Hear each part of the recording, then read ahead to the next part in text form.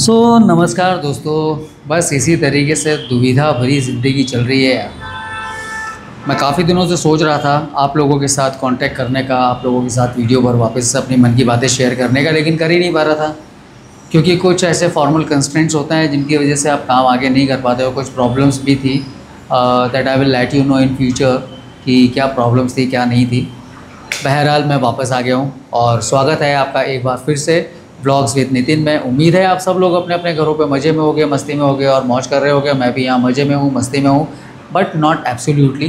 थोड़ी बहुत प्रॉब्लम्स हैं जो मैं आपके साथ शेयर करूँगा आगे की वीडियोज़ में। हाल फिलहाल तो हम अपना वीडियो शुरू करते हैं। और जैसा कि मैंने आपको अपने लास्ट वीडियो में आपको प्रॉमिस किया था कि मैं आपको एक कहानी सुनाने वाला हूँ अपने नेक्स्ट ब्लॉग के अंदर, तो आज वो कहानी का दिन आ गया है। तो आप उस कहानी को सुनिए। मेरा ये कहानी सुनाने का जो मकसद है वो सिर्फ इतना सा है, मुझे कोई फ़र्क नहीं पड़ता कि आज मैं आपको एक्टिविटीज़ दिखा रहा हूँ, क्या दिखा रहा हूँ, क्या नहीं दिखा रहा हूँ, but this story is very important to tell you कि इस स्टोरी से आप बहुत कुछ सीख सकते हैं। जिनको सीखना होगा वो सीख जाएंगे, जिनको नहीं सीखना होगा वो शायद ना सीखें, लेकिन जो सीख सकते हैं वो तो सीख ही लें। तो आप लोगों ने अपने बचपन में या कॉलेज टाइम पे या स्कूल टाइमिंग के अंदर आपने कहानी सुनी होगी अंधेर नगरी चौपट राजा।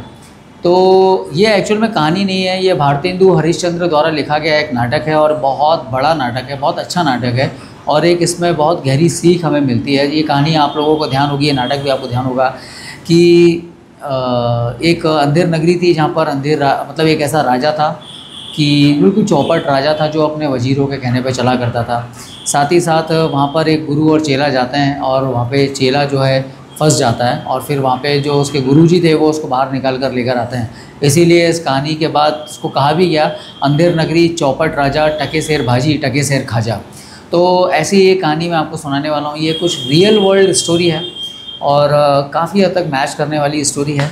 तो इसका जो कैरेक्टर है, जो मेन कैरेक्टर है, उसको हम नाम दे देते हैं मिस्टर एक्स।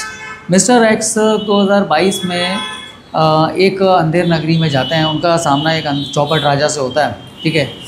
और चौपट राजा उनसे बोलते हैं कि यार मेरी जो प्रजा है उस प्रजा को आपको जो है नदी इस किनारे फंसे हुए हैं और वो उनका उस किनारे तक जाना बहुत ज़रूरी है।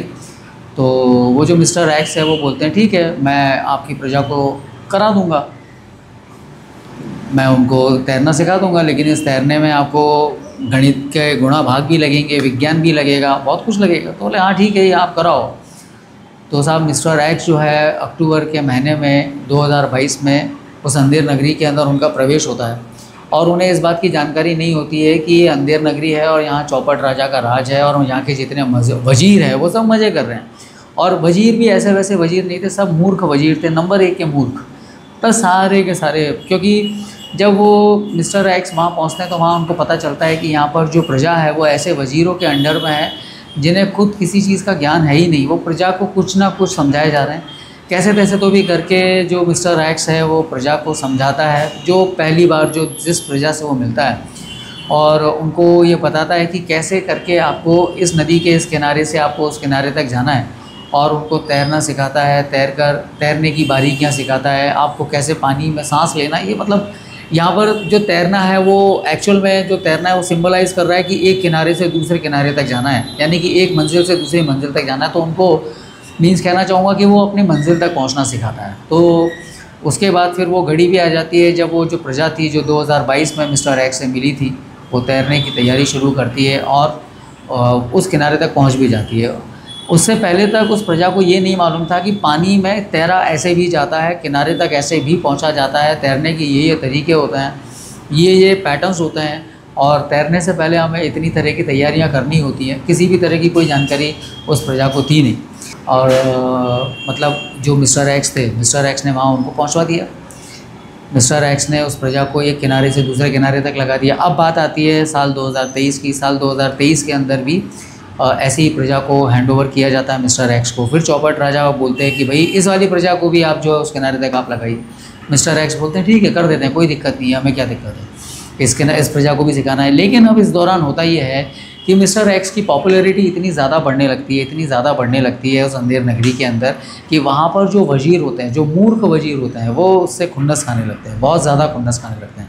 अब ये जो वजीर थे ये किसी भी तरीके से ना तो ज्ञान में मिस्टर एक्स का सामना कर पा रहे थे, ना उसके व्यक्तित्व में उसका कोई सामना कर पा रहे थे, ना बोलने चालने की क्षमता में उसका व्यक्तित्व मुकाबला कर पा रहे थे, ना उसकी मिस्टर एक्स की जो नेतृत्व क्षमता थी यानी लीडरशिप थी उसमें उसका सामना कर पा रहे थे। तो इन लोगों ने अपने कई तरह के चौंचलेबाजी करी। अच्छा, वहाँ के वजीरों की एक खास आदियत ये थी कि कैसे भी करके मतलब सामने वाले को पछाड़ दो। तो उसमें उनके पास 2-3 मेन हथियार थे, जिसमें झूठी शिकायतें करना, राजा के सामने जाकर राजा साहब ये ऐसा हो रहा है, वैसा हो रहा है। राजा साहब अंधे, अब चौपट राजा थे तो वो भी सुन के बैठ जाते थे, उनको कोई मतलब नहीं था। उन्होंने राजा साहब आपकी जो प्रजा है वो मिस्टर एक्स के पास पर्सनली मिलने जा रही है, पर्सनली उससे बात हो रही है, पर्सनली वो उनसे ज्ञान ले रही है। तो चौपट राजा भी, अच्छा ऐसा है, मैं बात करता हूँ, मैं देखता हूँ। तो चौपट राजा थे ही, चौपट राजा का नाम ही चौपट राजा क्यों रखा गया आपको मालूम है? जो वजीर थे उनकी एक नीच हरकत ये थी कि वो लोगों का कैरेक्टर असैसिनेशन बहुत अच्छा तरीके से करते थे। उनका सबसे कॉमन हथियार था कि कैरेक्टर असैसिनेशन करना। तो कैरेक्टर असैसिनेशन जब वो कर दिया करते थे तो अब कैरेक्टर असैसिनेशन के बाद में उनके उस व्यक्ति के पास में कुछ बचता नहीं था, और उसके बाद फिर वो अपनी कहीं ना कहीं जीत हासिल कर लेते थे इस तरीके से। तो मिस्टर एक्स के साथ भी ऐसे ही होता है, मिस्टर एक्स भी बेचारे वहाँ से निकलते हैं। मिस्टर एक्स के साथ में एक और गुणी जन आते हैं, तो वो भी मिस्टर एक्स की कैटेगरी के थे। तो वो भी वहाँ से परेशान होकर उस चौपट नगरी को बोलते हैं कि आपकी चौपट नगरी और चौपट राजा, आपको मुबारक हो, हम यहाँ से निकलते हैं। तो वो भी वहाँ से निकल जाते हैं। अब यहाँ पर जो सबसे इम्पॉर्टेंट बात है वो ये कि चौपट नगरी को मिस्टर एक्स ने भी छोड़ दिया और उनके साथ आए हुए एक और सज्जन ने भी छोड़ दिया। लेकिन सबसे बड़ी परेशानी जो वहाँ के चौपट राजा को थी वो ये थी कि चौपट राजा का खाना और वहाँ के वजीरों का खाना जो था वो मिस्टर एक्स का नाम लिए बगैर उनकी गैर हाजिरी में भी हजम नहीं होता था। तो जो प्रजा उनसे मिस्टर एक्स के साथ में जुड़ी हुई थी उसको बार बार पॉइंट आउट करना कि आप मिस्टर एक्स से जुड़े हुए हैं, मिस्टर एक्स से जुड़े हुए हैं, मिस्टर एक्स से जुड़े हुए हैं। हमारी पिछली प्रजा अपने आप तैरना सीख गई, हमारी पिछली प्रजा अपने आप एक किनारे से दूसरे किनारे तक चली गई। भाई यहाँ सवाल ये उठता है कि अगर प्रजा अपने आप ही इतनी ज़्यादा तैरने वाली थी तो फिर आपने मिस्टर एक्स को बुलाया ही क्यों, है ना? सबसे बड़ा सवाल ये आता है। दूसरी बात, फिर जो नई प्रजा थी वो नई प्रजा भी मिस्टर एक्स के संपर्क में आती है। तो मिस्टर एक्स की जो नई प्रजा संपर्क में आई उस प्रजा को भी चौपट राजा ने बोलना शुरू किया, आप मिस्टर एक्स के पास मिलते हो, आप मिस्टर एक्स से मिलते हो, हमको नहीं मालूम, हम तो ऐसा, हम तो वैसा, हमारे यहाँ की प्रजा तो अपने आप सब कुछ जानती है। अब चौपट राजा है, इसीलिए वो बेवकूफ़ों जैसी बातें करेगा ही करेगा। और जो वहाँ के वजीर थे, वजीरों के पास सबसे अच्छा हथियार था किसी का भी कैरेक्टर असैसिनेशन कर देना। तो वहाँ पे मिस्टर एक्स या उनके साथियों का भी कैरेक्टर असैसिनेशन किया जाता है, कई तरीके से, अलग अलग तरीके से किया जाता है, क्योंकि मूर्ख लोग थे। अच्छा, कहा जाता है कि विद्वान जो होता है वो मूर्खों के मुंह नहीं लगता। आपने वो कहावत सुनी होगी कि जब हाथी निकलता है तो 1000 कुत्ते भौंकते हैं, तो हाथी को कुत्तों के भौंकने से फर्क नहीं पड़ता। इसीलिए मिस्टर एक्स ने भी उन सब वजीरों को इग्नोर किया, उनके साथियों ने भी उन सब वजीरों को इग्नोर किया, बोले क्या इनके मुँह लगने का है। तो ओवरऑल ये कहानी है एक ऐसी चौपट नगरी की जो आज भी एग्जिस्ट करती है, ऐसे वजीरों की जो आज भी एग्जिस्ट करते हैं और ऐसे चौपट राजा की जो आज भी एग्जिस्ट करते हैं। तो कहने का मतलब मेरा आपसे ये है कि अगर आप ऐसी किसी अंधेर नगरी में आप फंस जाते हैं जहाँ आपको दिखाई देता है कि यहाँ का राजा चौपट है, तो पहली फुर्सत में वहाँ से आप अपना बोरिया बिस्तर बांधिए, आप निकल जाइए, क्योंकि आप ऐसे लोगों का भला नहीं कर सकते। सबसे कॉमन बात यहाँ पर ये होती है कि अगर कोई अंधेर नगरी है, वहाँ का राजा भी चौपट है, तो यकीन मानिए वहाँ की जो प्रजा होगी ना, वो प्रजा भी चौपट निकलने वाली है।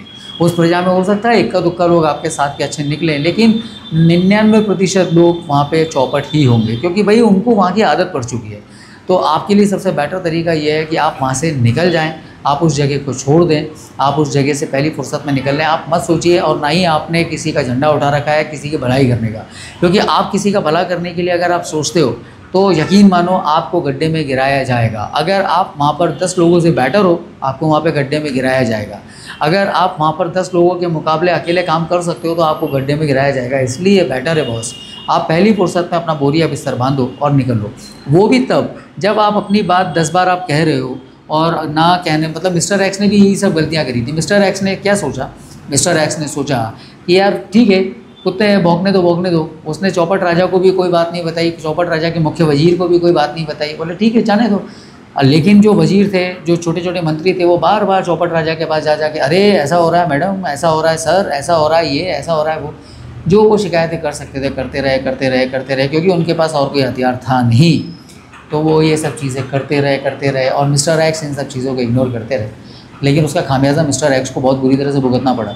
उन्हें आखिरकार वहाँ से जाना पड़ा और उनके ऊपर काफ़ी परेशानियों का सामना करते हुए उनको वहाँ से निकलना पड़ा। तो कहने का मेरा उद्देश्य ये है कि आप लोग भी, क्योंकि ये इंसिडेंट मैंने देखे हैं, लाइव देखे हैं, इसके लिए मैं आपको आज ये कहानी सुना रहा हूँ। आप लोग भी अगर ऐसी किसी अंधेर नगरी में फंस जाते हैं, आप वहाँ से निकल जाइए। अगर आपके पास ऑप्शन है, आप तुरंत पहली फुर्सत में निकल जाइए, क्योंकि बाद में फिर आपको तकलीफ़ होगी और आपको कष्ट होगा। तो ऐसे कष्ट को भोगने से ज़्यादा बेटर है कि आप जय श्री राम बोलें ऐसी अंधेर नगरी को, ऐसे राजा को, ऐसे वजीरों को, और निकल जाइए। और ऐसी प्रजा को, क्योंकि ये प्रजा भी मूर्ख ही होती है। आपको वहाँ पर किसी तरीके का कोई भला करने का ज़रूरत नहीं है, आपको कोई महानता दिखाने की ज़रूरत नहीं है। आप निकल जाइए। लोग आपको स्वार्थी कहें कहने दीजिए, लोग आपको नीच कहें कहने दीजिए, आप वहाँ से निकल जाइए। इसी में भलाई है, ठीक है। तो क्योंकि जो असली कहानी भारतेंदु हरिश्चंद्र ने लिखी थी, उसके अंदर भी चौपट राजा को लाख समझाने के बाद भी जो गुरुजी और चेले वहाँ घुसते हैं तो वो उनको समझ में नहीं आता। आखिरकार फिर गुरुजी अपने चेले को बचाने के लिए चौपट राजा को फिर एक गोटी खिलाते हैं, बोले ये तुम खाओ। और वो खाने के बाद फिर वो राजा से छुटकारा मिलता है और फिर वो गुरु चेला वहाँ से निकल जाते हैं। तो दोस्तों कुछ इस तरीके की कहानी है। तो कहने का मतलब ये है कि आप अगर कहीं फंस रहे हैं, निकल जाइए। There is no need to do something better for the people who don't deserve. जो योग्य नहीं है उनके लिए कुछ करने की ज़रूरत नहीं है।